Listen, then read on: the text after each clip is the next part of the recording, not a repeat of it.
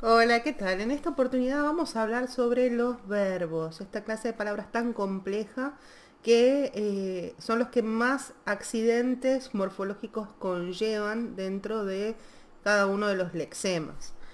En general se dice que los verbos indican una acción, lo cual es bastante impreciso. No solamente pueden indicar una acción, sino también un estado o un evento. Hay muchas clasificaciones en relación con esto, pero básicamente para que quede claro cuáles son las características de los verbos, pueden indicar eventos en el sentido de realizaciones, ahí tienen las acciones de las que estábamos hablando, o los logros, otra forma de acción. Y también tenemos las formas que indican un estado, es decir, aquello donde no se produce una transformación. Los estados pueden ser permanentes, aparentes y temporarios. Por ejemplo, si yo digo Juan está enfermo, en el tiempo en el que está enfermo no hay transformación, no hay una acción tampoco, porque nadie tiene la acción de estar enfermo. Bueno, ese es el gran dilema con respecto a los verbos. Ya les digo, en general, la gente piensa que los verbos son solamente de acción. No es precisa esa definición con respecto a los verbos. Desde el punto de vista morfológico, los verbos se pueden clasificar en regulares, irregulares y defectivos. Los verbos regulares son aquellos que siguen la forma modélica de la conjugación verbal. Ustedes saben que hay 3 conjugaciones en español y tienen una forma reglada, es decir, un estándar de cómo se conjuga en la primera, la segunda y la tercera forma. Los verbos irregulares son aquellos que no siguen ese patrón, ese estándar, sino que tienen otros criterios. De todas maneras, por más que sean irregulares y que no sigan la forma de la conjugación regular, tienen un patrón, hay una lógica detrás de la irregularidad, que ahora en breve la vamos a ver. Los verbos defectivos son aquellos que no tienen todas sus formas de conjugación. Por ejemplo, el verbo llover no tiene la conjugación en la primera ni en la segunda. Yo no puedo decir yo lluevo o vos lloviste o tú llueves. No, no existen esas formas en español. Y si las quisiera usar, lo que estoy haciendo es una transgresión, un juego canónico, o sea, un juego contra el canon, una transgresión, una estructura de rebeldía, ¿sí? Por ejemplo, el verbo abolir, el presente de la primera no existe, no me van a decir ni abolo ni abuelo. Los verbos irregulares tienen, como les decía, una lógica de irregularidad. Y cuando un verbo es irregular en el presente del modo indicativo, van a ver que también es irregular en el presente del subjuntivo y en el imperativo.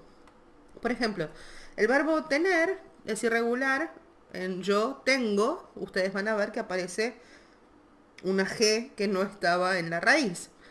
Entonces, si el presente es tengo, el presente del subjuntivo es tenga, y el presente del indicativo del imperativo es ten. El verbo querer en indicativo es yo quiero.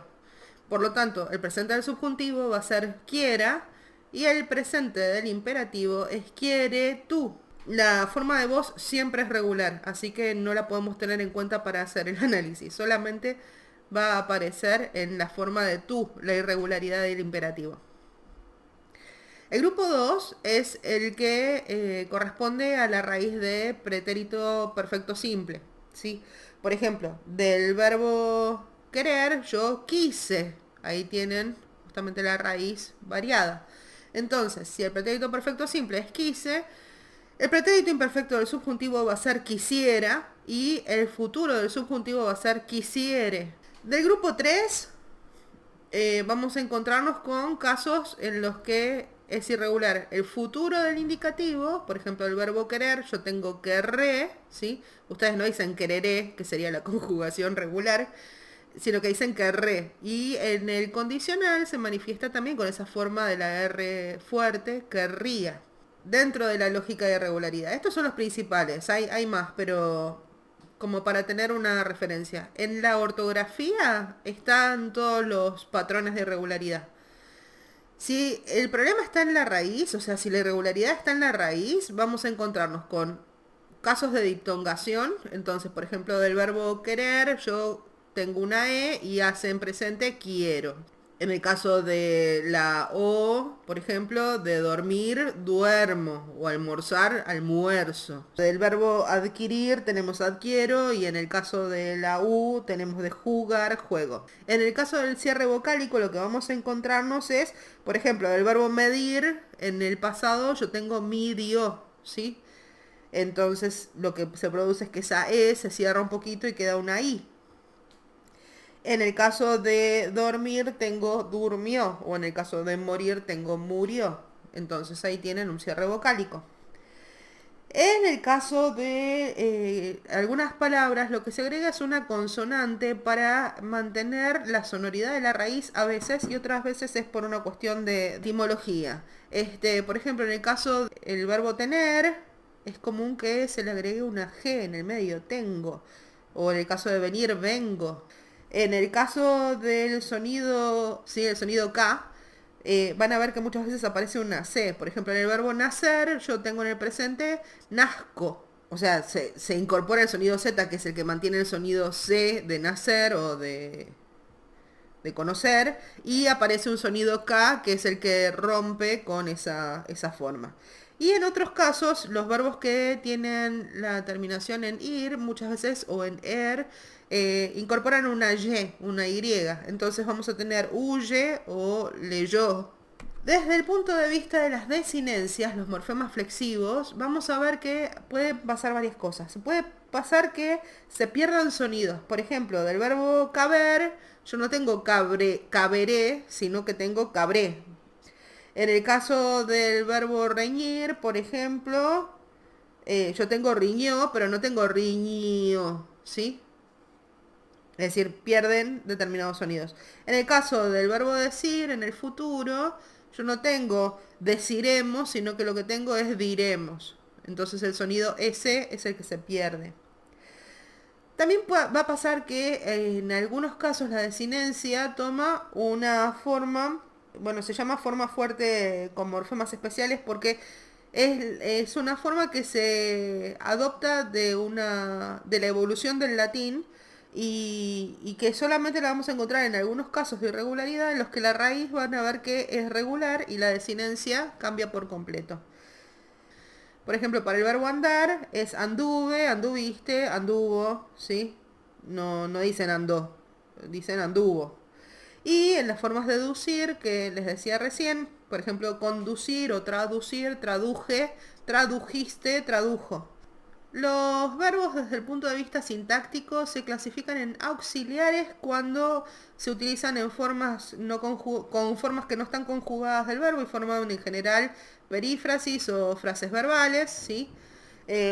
Los copulativos son aquellos que indican estado y que siempre que se manifiestan van a tener una relación entre el sujeto y el estado o el atributo sobre lo que predican.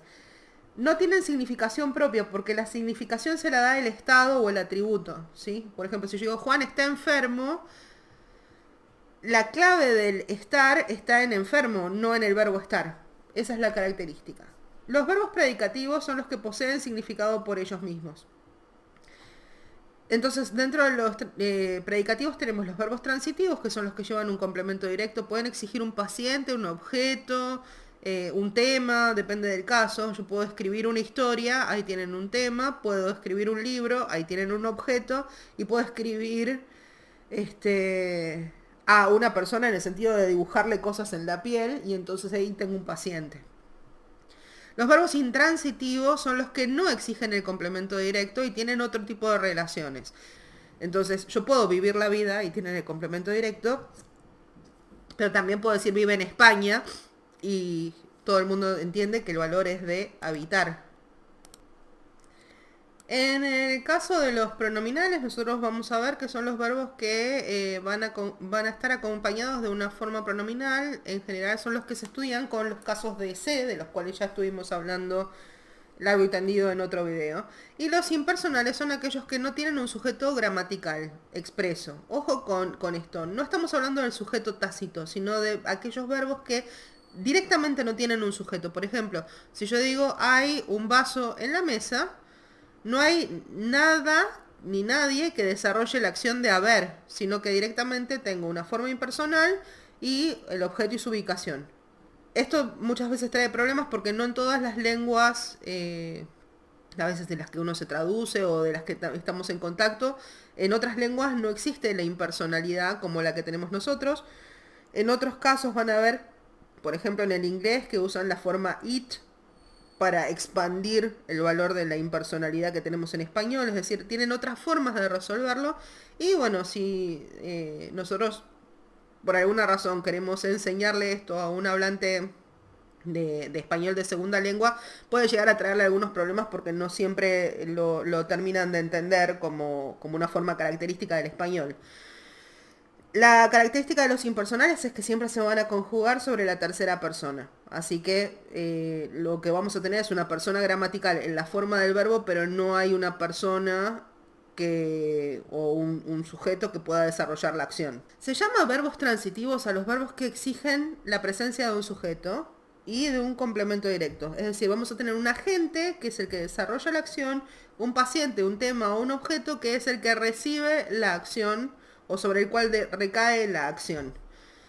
Y es justamente el complemento directo la función sintáctica que van a ocupar ese paciente, tema u objeto. Los verbos transitivos en general se suelen clasificar de acuerdo con 4 formas. En realidad esto, ya les digo, es una clasificación bastante de superficie.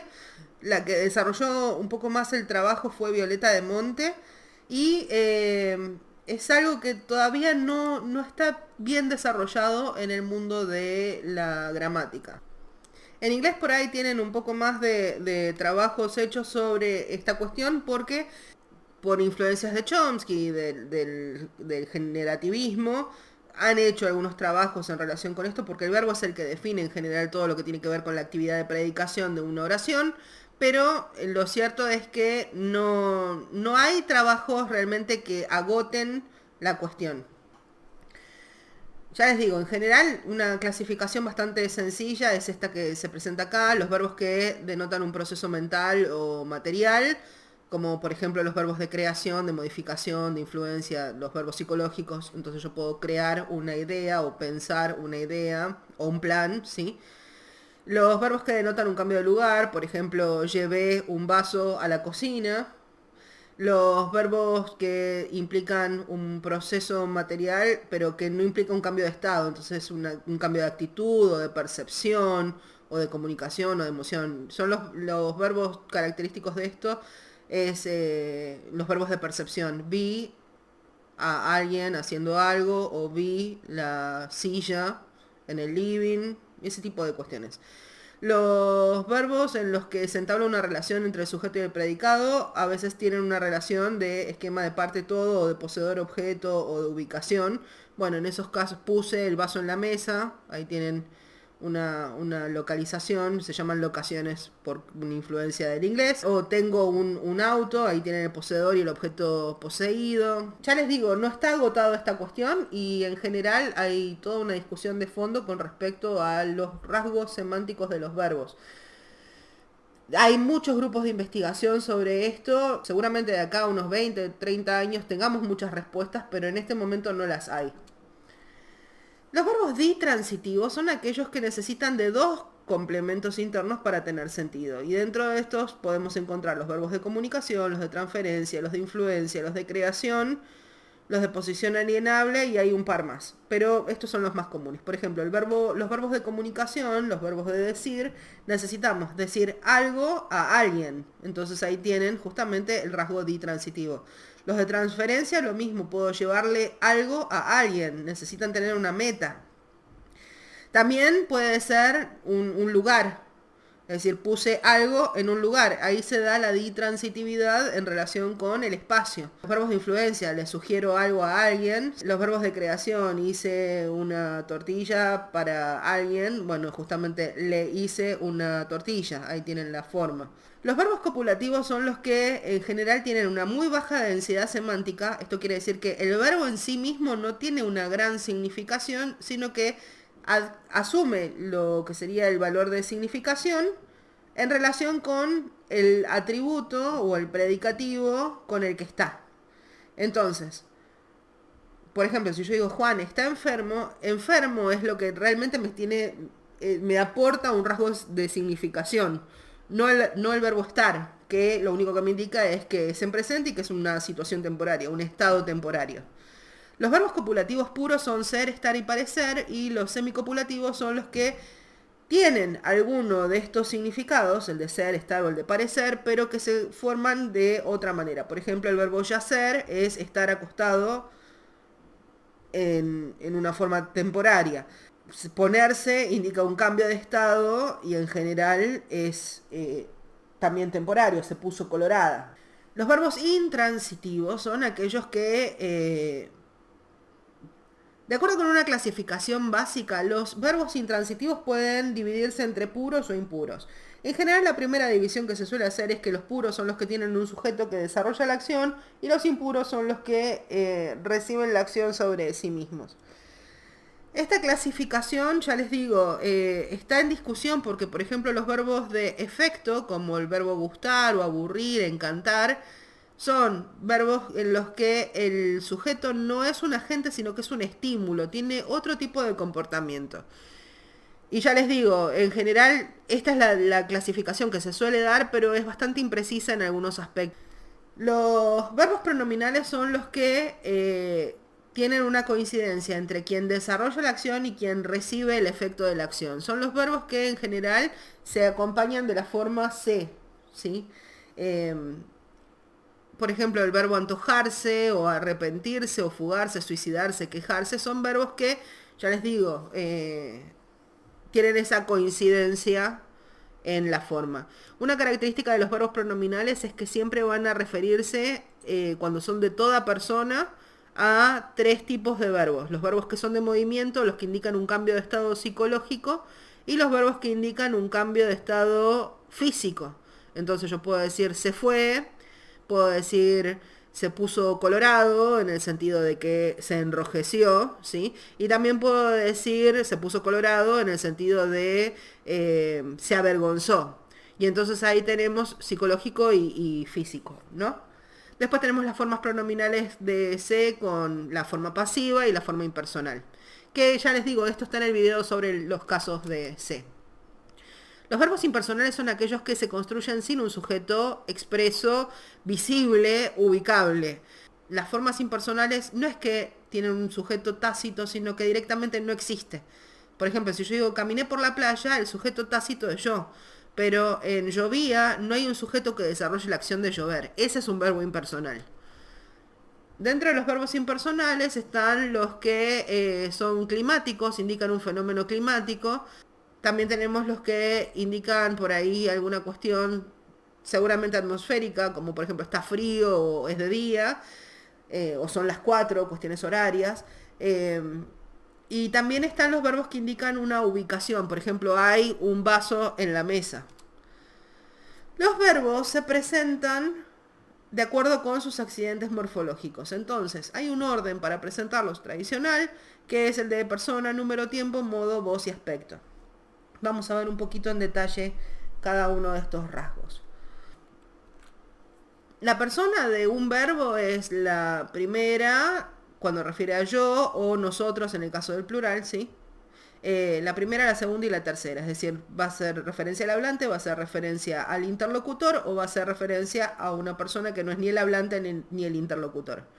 En cuanto al número, en español nosotros tenemos el singular y el plural. No hay más que esos. Los tiempos en español son, bueno, hay una discusión, son 4. Desde el punto de vista de la forma básica, tenemos las formas de presente, las formas de pasado, las formas de futuro y las formas condicionales.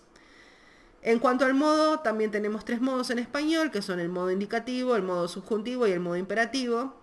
En español solamente hay 2 voces, la voz activa y la voz pasiva. En otras lenguas van a ver que hay una voz media. En español la voz media se expresa con C. Y también tenemos un rasgo que es el de aspecto. El aspecto tiene que ver con los matices del verbo en esa situación en la que se manifiesta. Ustedes saben que las conjugaciones son 3 en español. La forma en ar es la primera, la que termina en er es la segunda y la forma ir en la tercera. Entonces tengo cantar, comer, vivir. Las partes del verbo, como habíamos visto hace un ratito, son la raíz, que es donde tenemos la carga semántica del lexema, y la desinencia, que es la que indica todos los rasgos morfológicos que acabamos de ver. Los modos indicativo, subjuntivo, imperativo, establecen el tipo de enunciado que yo voy a dar y también indican el tipo de relación que se va a establecer entre el contenido y la forma de manifestarse. Los verbos de indicativo por lo general son los que se manifiestan en la oración principal. Los de subjuntivo suelen aparecer en formas subordinadas, después vamos a ver las características, y los del imperativo, bueno, indican una orden, ¿sí? Y solamente se manifiestan en la forma de imperativo solamente con la segunda. Para todo lo demás se usa el subjuntivo. Los tiempos, bueno, esto es lo que les decía antes, hay una discusión con esto. Algunos consideran que los tiempos son los pasados, los presentes y los futuros, y algunos dicen que hay una potencialidad en el rasgo del condicional. Sean 3 o sean 4, son estos y no hay más. Con respecto a la voz, ustedes saben que la voz activa es aquella que indica que el sujeto es el que realiza la acción o es el que lleva adelante el proceso o el estado. Y la pasiva es aquella en la que el sujeto es el receptor de la acción expresada, o sea, es el paciente, puede ser el objeto o el tema. En cuanto a la persona y el número, bueno, ya les hablé antes, hay 3 personas y hay 2 números en español, el singular y el plural. Los aspectos tienen que ver con el matiz semántico de la forma que expresa ese verbo. Hay muchísimos, pero básicamente siempre se clasifican en 2 grandes grupos, que son los perfectivos y los imperfectivos. Los verbos que son imperfectivos son aquellos que indican que de alguna manera hay una duración en aquello que se expresa. Y los perfectivos hacen énfasis sobre la cuestión de lo acabado, lo terminado, lo puntual. Aparecen a partir de estas 2 formas, perfectivo o imperfectivo, un montón de aspectos que, bueno, nosotros vamos a ver en cada situación comunicativa. Por ejemplo, si un verbo es terminativo, por ejemplo, dejé de fumar, en ese caso lo que vamos a ver es que hay una acción que está enfáticamente acabada. Si es ingresivo o incoativo, por ejemplo, empezó a caminar o comenzó a estudiar, bueno, esos casos lo que me están diciendo es que es el inicio de una acción y por lo tanto sigue siendo perfectivo. Los verbos durativos son imperfectivos, por ejemplo, caminaba, ¿sí? O las formas reiterativas, seguía caminando, sigue siendo imperfectivo. Las formas habituales, caminaba todos los días, entonces ahí tienen un hábito, una frecuencia. Esos son todos imperfectivos. Los verbos que son puntuales, por ejemplo, disparó. Yo puedo decir disparaba, pero cuando disparaba en general disparaba varias balas y cada una desarrolló una acción puntual, ¿sí? También están los que tienen un valor de obligación, por ejemplo, debes hacer algo. Y también tienen las formas hipotéticas, como debes de hacer algo, ¿sí? O puede que llegue esta noche. Ese puede no es una posibilidad en cuanto a la capacidad física, sino que es una posibilidad en cuanto a una hipótesis. En el modo indicativo nosotros vamos a tener tiempos simples, que son los que se aparecen acá en la lista, y los tiempos compuestos, que son los que tenemos aquí. Yo les dejé un apunte junto con este video en el que se explican las características generales de los rasgos semánticos de estos verbos. El modo subjuntivo suele depender de un verbo principal. En general, hay mucha gente que cuando enseña los verbos subjuntivos dice que son verbos subjetivos, porque en general van con verbos de valoración o verbos de volición, ya vamos a ver las características. En realidad eso es una paraetimología, están haciendo una trampa con respecto al origen del término. Los verbos subjuntivos, la forma subjuntiva, viene del latín subjunctivus, que significa subordinado. No tiene nada que ver con lo subjetivo, ¿sí? Hubo un lingüista que hizo un juego de palabras y a partir de eso mucha gente lo repite, pero transformado en que los verbos subjuntivos expresan subjetividades. No es así, solamente indican que hay una subordinación, nada más que eso. Una de las características de los verbos en subjuntivo es que la expresión del tiempo, nosotros vamos a ver que hay tiempos en subjuntivo, no indican temporalidad. Es decir, cuando nosotros hablamos de presente, de pasado o de futuro en el modo subjuntivo, no están expresando valores específicos de temporalidad, como por ejemplo en el modo indicativo. Yo puedo decir, ayer fui al cine, ese fui es pretérito perfecto simple, pero en el subjuntivo no voy a poder encontrar una forma para indicar ese valor de pasado. Sí voy a poder indicar una forma remota o una forma imposible con respecto a lo que quiero expresar. Por ejemplo, yo puedo decir, ojalá llueva café en el ambiente, y también puedo decir, ojalá lloviera café en el ambiente. Quiere decir que en el llueva hay una posibilidad o estoy más cerca de la posibilidad de realización, y en el lloviera sé que es imposible lo que va a suceder. Ojalá hubiera llovido implica que directamente nunca va a pasar porque es una oportunidad que ya se perdió. El uso del subjuntivo se puede usar también en expresiones que impliquen, cuando ocupan el lugar principal, indiquen deseos, como por ejemplo, ojalá venga esta noche, voliciones, que te vaya bien, ¿sí? Dudas, quizás venga, la falta de certeza, yo puedo decir tal vez venga con el valor de duda, pero también lo puedo decir con la falta de certeza. Una orden se usa también para expresar el subjuntivo cuando no tienen las formas de imperativo con tú o vos. Van a ver, o vosotros en el caso del español peninsular, van a ver que las órdenes se manifiestan siempre con subjuntivo. Por ejemplo, yo puedo decir sentate vos, siéntate tú, pero usted siéntese. Ahí tienen el subjuntivo, ¿sí? La probabilidad en el futuro, que vengan, que pasen, y ese tipo de expresiones. Las exhortaciones, eh, vaya, misterio, y bueno, las finalidades en relación con ese mismo valor. Cuando tenemos un verbo principal con una subordinación, y en la subordinación hay un verbo de subjuntivo, hay una norma básica para la correlación. Si yo digo, quiero que vengas, ese quiero está en presente, y vengas va a estar en presente porque el verbo que rige todo esto es el principal, está en presente. Ahora, si el verbo principal está en alguna forma del pasado, quería, el subjuntivo también va a estar en la forma de pretérito imperfecto. Quería que vinieras, ¿sí? Quiero que vengas, quería que vinieras. Es común que en la oralidad se manifieste una forma en la que se rompe la correlación porque por ahí el deseo tiene una manifestación que todavía no se realizó. Por ejemplo, quería que vengas, ¿sí? Quiere decir que todavía no llegaste. Desde el punto de vista de la normativa es incorrecto, pero en la oralidad esto se acepta porque justamente hay veces que esa realización todavía no se concretó y hay posibilidades de que se concrete. Por ejemplo, pidió que hagas la tarea. Quiere decir que en algún momento alguien va a hacer la tarea en relación con eso. Bueno, esto es todo por ahora. Tienen los apuntes de la norma argentina que están súper detallados en relación con los verbos. Les recomiendo que lo lean y que acompañen este video con esa lectura. Y nos vamos a estar viendo en el próximo video con la cuestión de los regímenes verbales.